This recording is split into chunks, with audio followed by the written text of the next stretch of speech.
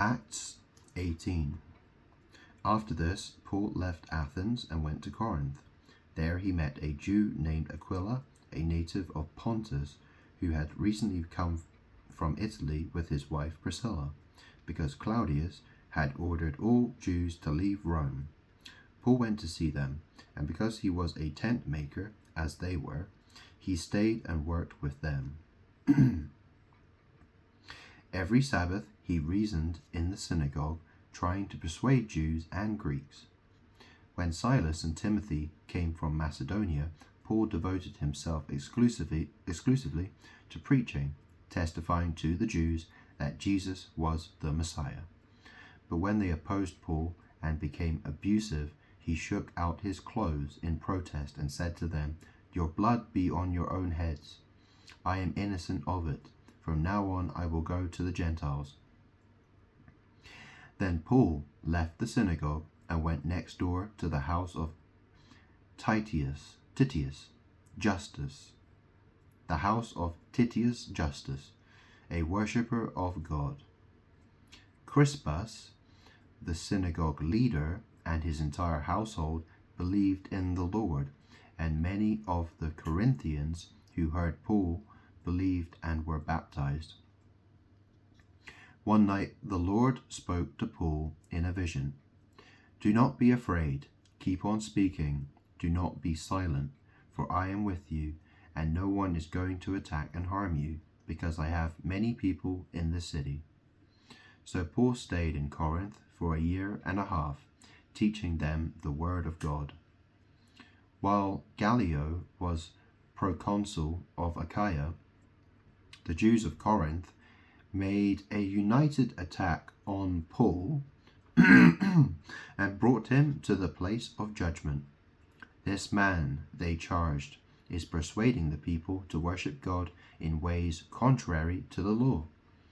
Just as Paul was about to speak, Gallio said to them, "If you Jews were making a complaint about some misdemeanor or serious crime, it would be reasonable for me to listen to you. But since it involves questions about words and names and your own law, settle the matter yourselves. I will not be a judge of such things." So he drove them off. Then the crowd there turned on Sosthenes, the synagogue leader, and beat him in front of the proconsul, and Gallio showed no concern whatever. Paul stayed on in Corinth for some time. Then he left the brothers and sisters and sailed for Syria, accompanied by Priscilla and Aquila. Before he sailed, he had his hair cut off at Cenchreae,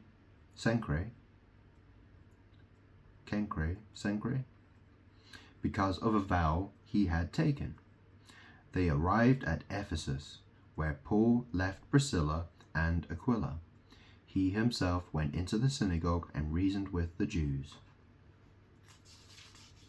When they asked him to spend more time with them, he declined.